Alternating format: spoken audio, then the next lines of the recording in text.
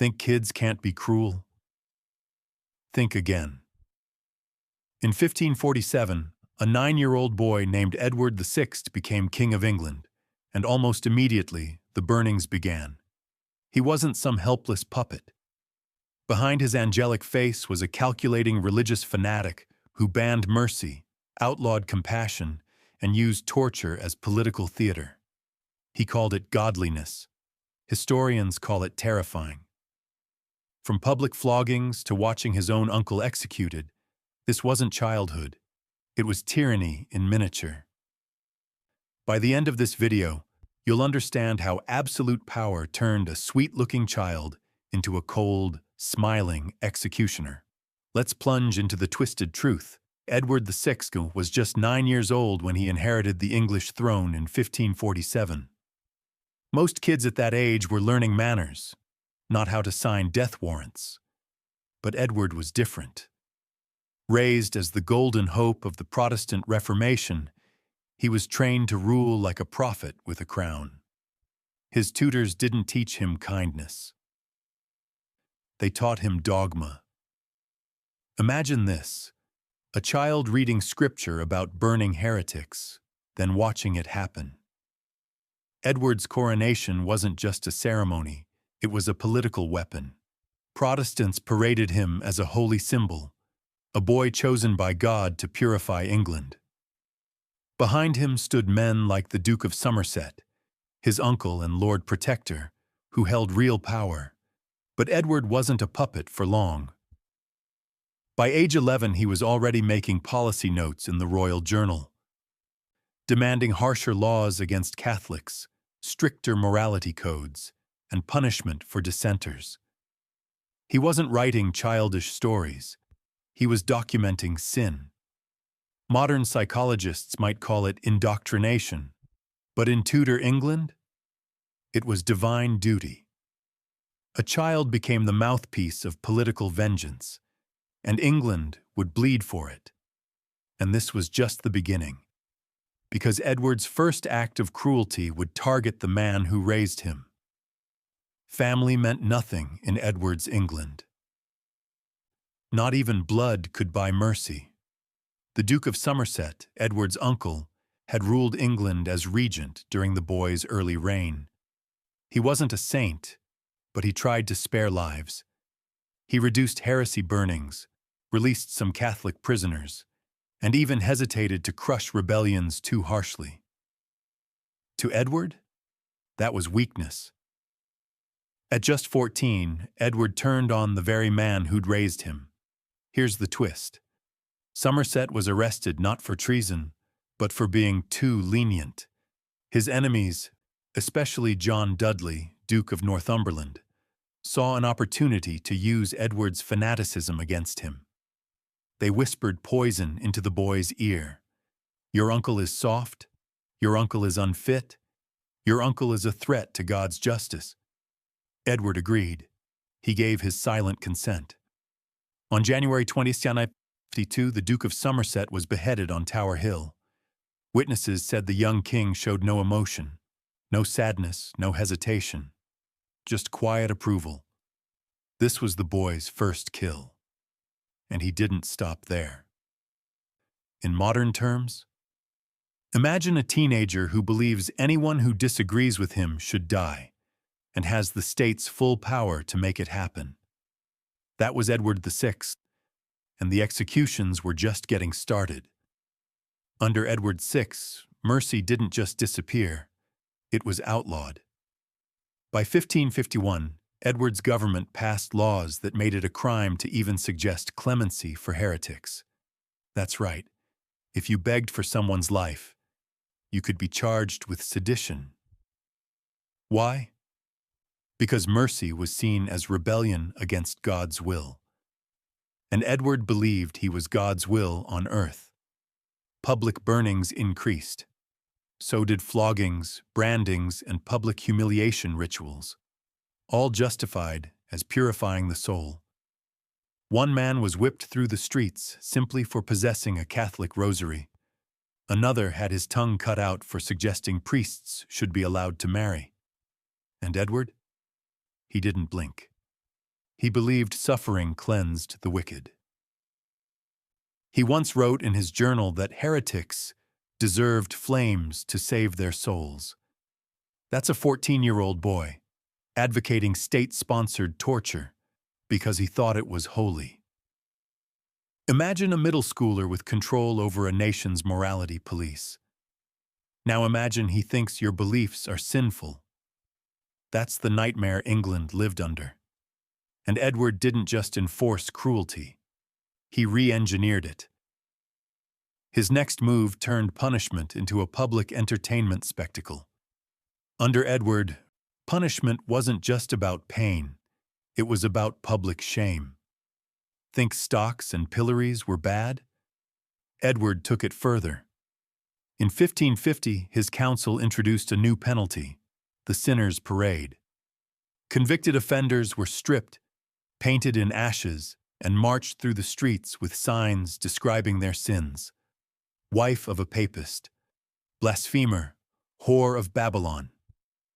Crowds were encouraged to jeer, spit, and throw filth. The worst part? Children were forced to watch. In fact, school teachers were required by royal order to bring their students to executions and parades to teach them godly justice. Edward called this moral instruction. It didn't matter how small the crime. One 70-year-old woman was flogged in the town square for not attending Protestant services. Her screams echoed across the stone streets, while townsfolk were told to give thanks for justice. And Edward watched it all from his gilded palace, convinced he was saving England's soul. The cruelty wasn't accidental. It was engineered to be instructional. Like reality TV, except the punishment was real, the blood was real, and the audience was legally required to cheer. But what about his own household? Surely his family was safe from his wrath, right? You'd think Edward would protect his sisters. Think again. Mary Tudor, later known as Bloody Mary, was Edward's older half-sister and a devout Catholic. She refused to convert, refused to attend Protestant Mass, and worst of all, refused to be silent. That enraged Edward. He declared her a traitor to God and demanded she be punished. His council hesitated. Arresting a princess? Risky. But Edward pushed harder. According to ambassador reports from 1551, the young king screamed at his advisors, calling them cowards for refusing to imprison Mary. He called her blinded by papist filth and unworthy of royal blood. Here's the twist. The only thing that stopped her arrest was Spain. Mary was the daughter of Catherine of Aragon, Spain's beloved queen. Any harm to Mary risked war with Emperor Charles V. Only international politics saved her. Edward was furious. In his journal he wrote, "The Lady Mary persists in damnable superstition, and her heresy must be rooted out." This was no childish tantrum. This was religious hatred backed by power. Today we'd call it familial abuse. In Tudor England, it was divine justice. But Edward's fury didn't stop at family. His next targets were the poor, and they would suffer in ways you won't believe. Edward VI didn't just target heretics and his own family. He went after the poor. In 1547, his government passed the Vagrancy Act, one of the most brutal laws in English history. If you were homeless and unemployed for more than 3 days, you could be branded with a red-hot iron right on the chest, with the letter V for vagabond. That's right. A 9-year-old king made poverty a crime punishable by branding. But it got worse. Branded vagabonds could be sold into slavery for 2 years to anyone who found them. If they tried to escape, a lifetime of slavery. If they ran again, death. Edward claimed this would encourage industry. In reality, it created a new class of state-owned slaves, mostly poor men and women trying to survive during economic collapse. Imagine punishing joblessness with forced labor. Imagine a world where helping a homeless person meant breaking the law. That was Edward's England. Even his own council eventually recoiled. The law was so vicious, so unworkable, that it had to be repealed in 1550. But by then, hundreds had already suffered mutilation, slavery, and public disgrace. This wasn't reform. It was cruelty disguised as order. And Edward, still barely a teenager, saw it as holy righteousness. But next came his most disturbing obsession: fire. Most monarchs avoided public executions. Not Edward. He requested detailed reports on every heretic burning. Sometimes he watched from a distance. Other times, he demanded eyewitness accounts of how the flames behaved, how long it took, what screams were heard. In 1550, a Protestant radical named Joan Bocher, ironically from Edward's own faith, was sentenced to burn for blasphemy. She claimed Christ didn't assume human flesh like others. A theological dispute, yes, but worth dying for? Edward thought so. When some counselors hesitated, Edward reportedly insisted, "She would never recant. She is infected with poison." Archbishop Cranmer begged him to show mercy. Edward refused. She was burned alive. Witnesses described the fire consuming her slowly, her prayers turning into shrieks. Edward read the execution report like scripture. Why the obsession? Because to Edward, fire wasn't just punishment. It was purification. He believed heretics were fuel for God's justice. In modern terms, we'd call this sociopathic detachment, a child treating human pain as divine arithmetic. It wasn't the only time. Catholics, Anabaptists, dissenting Protestants, anyone outside Edward's dogma was fuel for the flame. Under his rule, execution wasn't a last resort. It was policy. But Edward wasn't just purging faith. He was erasing an entire culture. Edward didn't just oppose Catholicism. He tried to wipe it from England's memory. Under his reign, churches were stripped bare, altars smashed, statues beheaded, ancient wall paintings whitewashed, gold chalices melted, choir books burned. In some towns, mobs armed with hammers, blessed by royal warrant, marched through cathedrals like wrecking crews. Even the bones of saints were dug up and tossed in ditches. One chronicler from 1550 wrote, "The dust of holiness was swept into the street like common filth." This was a holy purge. Edward's new Book of Common Prayer replaced centuries of ritual. Mass in Latin? Gone. Prayers to the Virgin Mary? Banned. Priests who resisted were jailed, or worse, it wasn't just about faith. It was cultural annihilation. Imagine demolishing every temple, shrine, or mosque in a country overnight, and rewriting history to pretend they never existed. That's what Edward did to medieval Catholic England. He was England's first religious iconoclast, and he did it before turning 15. To him, it was necessary. To historians, it was cultural vandalism on a royal scale. But even this campaign wasn't as chilling as what he planned for England's future. A plan built on one final, grotesque power play. Edward's reign was short, but he intended to make its legacy eternal. By early 1553, the teenage king was dying. Tuberculosis had eaten away his lungs. He coughed blood, couldn't eat, could barely walk. But his mind? Still obsessed with power. His greatest fear? That his Catholic sister Mary would undo everything. So, as he lay dying, Edward did the unthinkable. He rewrote the line of succession. He declared Mary and Elizabeth illegitimate.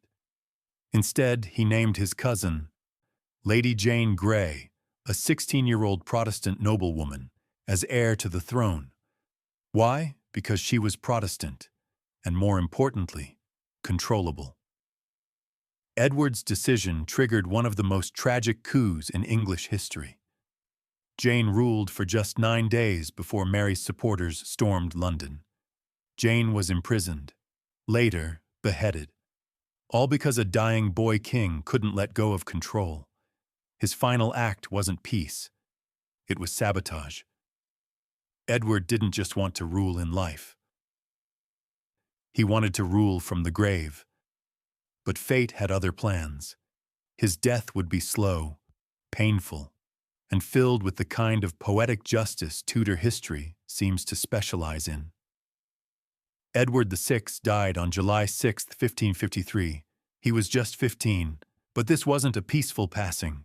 Witnesses described him gasping for breath, choking on his own blood, blistered and raving with fever. His fingernails turned black, his skin cracked and oozed. He cried out for water, for help, but none came. Some said it was divine punishment. Others whispered poison. But the real horror? How quickly he was forgotten. Less than 2 weeks later, Mary I claimed the throne and reversed nearly everything he'd done. Catholic Mass returned. Protestant leaders were executed. The nation mourned Edward briefly, and then buried his legacy. Even his funeral was muted. No great mourning, no national ceremony. Just a small procession of clergy, barely noted by the public. The boy king who ruled like a tyrant, who branded beggars, burned heretics, and rewrote the crown, was now a footnote. He died as he lived, convinced he was saving England while tearing it apart. But his ghost would haunt the nation in unexpected ways, because what came next was even bloodier. Edward's death didn't bring peace. It lit the fuse for religious civil war. Mary the Mazana, his Catholic sister, became queen and launched her own reign of terror. She burned Protestants in the hundreds. Whole villages watched their pastors scream in fire, and the irony? She used Edward's own laws to do it. That's right. The statutes Edward passed, banning mercy, legalizing execution for heresy, became the very tools Mary wielded to massacre his followers. Edward built the pyres. Mary lit them. This is the twisted legacy of child monarchs wielding adult power. Edward believed he was building a godly kingdom, but in reality, he created a machine of persecution that didn't care who pulled the lever. The bodies piled up, the churchyards filled, and the English people began to realize tyranny wears many crowns. Whether boy or woman, child or queen, when faith becomes law, blood follows. And Edward VI, England's youngest king, had written that script.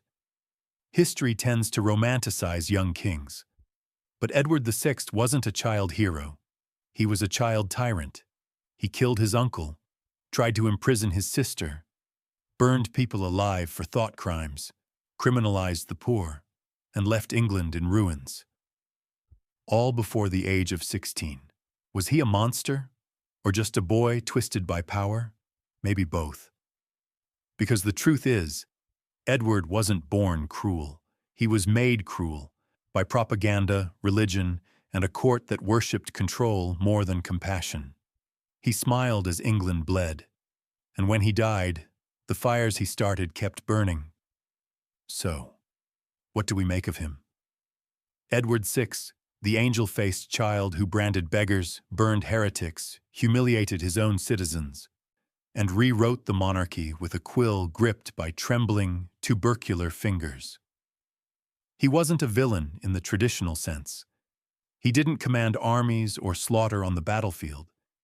He didn't lust after power with wild, adult abandon like his father, Henry VIII.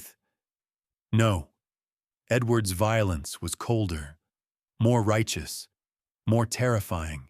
He believed he was saving the world, and that's what makes him so disturbing. Because behind the royal robes and the glittering crown was a child. A boy fed doctrine instead of empathy, scripture instead of stories, fire instead of love. He was taught to see the world in absolutes, good versus evil, Protestant versus Papist, purity versus sin, and he applied those lessons like a surgeon with a rusty blade, cutting through England's soul and calling it Reformation. From the moment he inherited the throne at 9 years old, Edward was weaponized by powerful men who knew exactly what they were doing. They shaped his thoughts, curated his education, praised his cruelty.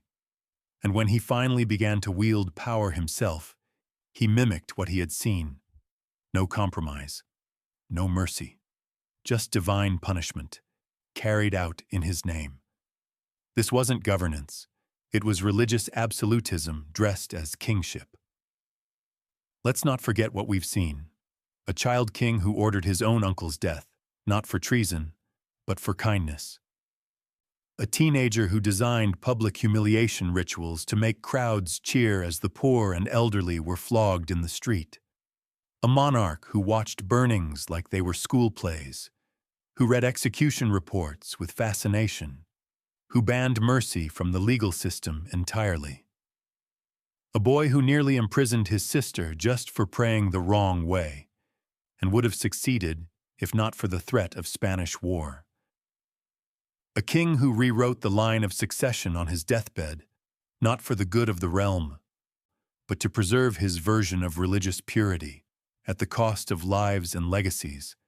And in the end, he died alone, gasping, forgotten. It's tempting to look at Edward and say, that's history, that's the past. We've evolved. But have we? Today, we still elevate young celebrities and influencers and politicians far beyond their emotional capacity. We still mistake charisma for wisdom, certainty for truth, and power for virtue. We still live in a world where ideology can justify cruelty, where children are molded to hate, and entire systems profit from their blind belief. Edward's story isn't just about Tudor England. It's about what happens when innocence is fed into the meat grinder of ideology and comes out wearing a crown. What's worse than a tyrant? A child who believes he's holy and has the full power of the state behind him. So ask yourself, what modern laws are we passing today that future generations will find monstrous? What dogmas are we teaching, not as choices, but as absolute truths? What young minds are being shaped, not with compassion, but with command? Edward VI didn't rule for decades. He didn't need to. He proved that it only takes a few years, sometimes just a few decisions, to scar a nation for generations. He was the most dangerous child in English history. And now, his story is yours to remember.